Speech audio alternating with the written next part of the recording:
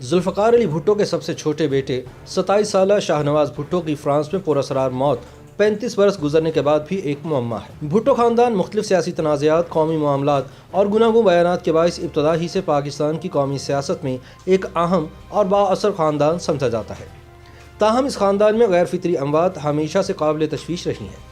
ملک کے پہلے منتخب وزیر اعظم ذوالفقار علی بھٹو اور ان کی بیٹی بے نظیر بھٹو شہید کہلائے، کیونکہ اول الذکر کی جان ایک فوجی عامر نے لی، جبکہ آخر الذکر کی جان ایک اور فوجی عامر کے باعث گئی۔ تاہم ذوالفقار علی بھٹو کے دونوں بیٹوں میر مرتضی بھٹو اور میر شاہنواز بھٹو کو بھی طبعی موت نصیب نہ ہو سکی۔ ذوالفقار علی بھٹو کے 4 اپریل سن 1979 کے عدالتی قتل کے بعد 18 جولائی سن 1985 کو شاہنواز بھٹو کی پراسرار موت بھٹو خاندان کے لیے دوسرا بڑا سانحہ تھا، کیونکہ شاہنواز اپنی والدہ بیگم نصرت بھٹو اور ہمشیرہ محترمہ بے نظیر بھٹو کے بہت قریب تھے۔ ذوالفقار علی بھٹو اپنے بیٹے شاہنواز سے بے حد پیار کرتے تھے۔ بھٹو نے اپنے عدالتی قتل سے قبل یہ وصیت کی تھی کہ ان کی یادگار قیمتی گھڑی ان کے سب سے چھوٹے بیٹے کو دی جائے، اور پھر ایسا ہی ہوا۔ بھٹو کی آخری نشانی ان کے سب سے چھوٹے بیٹے شاہنواز کو لندن میں پہنچا دی گئی تھی۔ پاکستان کے سابق صدر اور وزیر اعظم ذوالفقار علی بھٹو اور ان کی ایرانی کردش نژاد اہلیہ نصرت بھٹو کے ہاں شاہنواز بھٹو کی پیدائش 21 نومبر سن 1958 کو ہوئی۔ پیپلز پارٹی کے بانی ذوالفقار علی بھٹو کی 4 اولادیں تھیں، جن میں سے شاہنواز بھٹو سب سے چھوٹے تھے۔ ذوالفقار علی بھٹو نے اپنے لاڈلے بیٹے شاہنواز کو ایچیسن کالج لاہور اور راولپنڈی امریکن اسکول سے تعلیم دلوائی۔ شاہنواز بھٹو نے سن 1976 میں گریجویشن مکمل کی، جس کے بعد انہیں اعلیٰ تعلیم کے حصول کے لیے برطانیہ بھیج دیا گیا۔ ابھی شاہنواز بھٹو زیر تعلیم ہی تھے کہ فوجی عامر جنرل ضیاء الحق نے سن 1979 میں ذوالفقار علی بھٹو کو شہید کر دیا۔ تعلیم کی غرض سے بیرون ملک مقیم شاہنواز بھٹو اپنے بڑے بھائی میر مرتضی بھٹو کے ساتھ مل کر عالمی سطح پر ضیاء الحق کے خلاف مہم چلا رہے تھے۔ تاہم یہ مہم بے سود ثابت ہوئی اور ذوالفقار علی بھٹو کی زندگی نہ بچائی جا سکی۔ اپنے والد کی شہادت کی خبر ملتے ہی شاہنواز بھٹو اور مرتضی بھٹو لندن میں واقع اپنے فلیٹ سے باہر آئے اور پاکستان میں قائم عسکری حکومت کی شدید الفاظ میں مذمت کی۔ دونوں بھائیوں نے عالمی میڈیا کے سامنے بیان دیا کہ ضیاء الحق نے 2 سال تک ہمارے والد کو تشدد کا نشانہ بنایا اور ان کی شناخت کو ختم کرنے کی مضمون کوشش کی اور بالآخر ان کی جان لے لی۔ کہا جاتا ہے کہ شاہنواز بھٹو بہت خوبصورت نوجوان تھے۔ ذوالفقار علی بھٹو کی طرح ان کا رومانس بھی عوام کے ساتھ تھا۔ جمہوری حقوق کے لیے ان میں دیوانہ وار جذبہ تھا۔ انہوں نے جنرل ضیاء الحق کے مارشل لاء کے خلاف اپنے انداز میں جدوجہد کی۔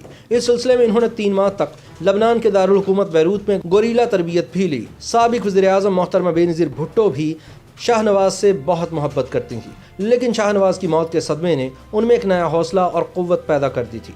مارشل لاء کے فوراً بعد جب ذوالفقار علی بھٹو زیر حراست تھے تو بیگم نصرت بھٹو نے بے نظیر اور شاہنواز کو بطور خاص لاہور بھیجا تھا تاکہ وہ کارکنان کا حوصلہ اور ہمت بڑھا سکیں۔ 18 جولائی سن 1985 کو ذوالفقار علی بھٹو کے چھوٹے صاحبزادے شاہنواز بھٹو فرانس کے ساحلی شہر نیس میں اپنے فلیٹ میں مردہ پائے گئے۔ شاہنواز بھٹو کی عمر 27 سال تھی اور وہ ستمبر سن 1977 میں اپنے والد کی گرفتاری کے بعد انہی کی ہدایت پر لندن اور پھر فرانس منتقل ہو گئے تھے۔ انہوں نے اپنے والد کی پھانسی کے بعد اپنے بھائی میر مرتضی بھٹو کے ساتھ مبینہ طور پر ایک مسلح تنظیم الذوالفقار کی بنیاد رکھی تھی، جس کو بعد میں دہشت گرد قرار دے کر پابندی لگا دی گئی۔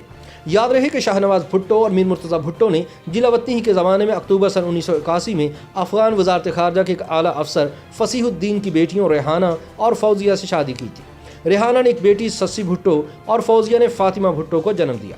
شاہنواز بھٹو اپنی اہلیہ ریحانہ کے ہمراہ فرانس کے شہر نیس میں خوبصورت فلیٹ میں مقیم تھے۔ عام خیال ہے کہ ان کے اپنی بیوی سے تعلقات انتہائی کشیدہ تھے۔ 18 جولائی سن 1985 کی شام وہ اپنے فلیٹ میں مردہ پائے گئے۔ کہا جاتا ہے کہ شاہنواز کا انتقال ایک سریع العصر زہر کے استعمال سے ہوا۔ شاہنواز بھٹو کی لاش کو فرانسیسی حکام نے اپنی تحویل میں لے لیا اور تقریباً 1 ماہ بعد ان کے ورثاء کے حوالے کیا۔ 21 اگست 1985 کو محترمہ بے نظیر بھٹو اپنے بھائی کی میت لے کر پاکستان آئیں، جہاں ہزاروں سوگواروں کی موجودگی میں شاہنواز بھٹو کو ان کے والد کے پہلو میں گڑھی خدا بخش میں دفن کر دیا گیا۔ فرانسیسی حکام نے شاہنواز بھٹو کے مبینہ قتل کے الزام میں ان کی اہلیہ ریحانہ کو حراست میں لیا تھا، مگر ریحانہ اور ان کے وکلاء یہ ثابت کرنے میں کامیاب ہو گئے کہ شاہنواز کو قتل نہیں کیا گیا بلکہ انہوں نے خودکشی کی ہے۔ بعد ازاں اس پوچھ گچھ کے بعد ریحانہ کو سفر کی اجازت دے دی گئی اور کچھ ہی عرصے بعد وہ اپنی بیٹی سسی بھٹو کے ہمراہ امریکہ منتقل ہو گئی۔ دوسری جانب پاکستانی میڈیا کا شاہنواز بھٹو کے قتل پر رد عمل بالکل مختلف تھا۔ جنرل ضیاء الحق کے زیر اثر پاکستانی میڈیا یہ راگ الاپتا رہا کہ شاہنواز بھٹو کی وفات منشیات اور شراب کے اندھا دھند استعمال کے باعث ہوئی، تاہم یہ حقیقت نہیں ہے۔ बाज़ लोगों के नज़दीक जुल्फ़िकार उन दिनों ज़िया-उल हक़ की हुकूमत को जड़ से उखाड़ फेंकने के दरपे थी, इसीलिए मुमकिन है कि शाहनवाज़ के कत्ल के पीछे सरकारी हाथ भी मुलव्विस रहा हो। ताहम ये बात भी किसी सतह पर कभी साबित नहीं हो सकी। आजकल शाहनवाज़ भुट्टो की बेटी शशि भुट्टो अपनी वालिदा के हमरा अमेरिका में रिहाइश पजीर है। रेहाना पर अपने शौहर शाहनवाज़ भुट्टो के कत्ल का इल्ज़ाम साबित न होने के बावजूद मुर्तज़ा भुट्टो को अपने छोटे भाई की अलमनाक मौत का बेहद रंज था।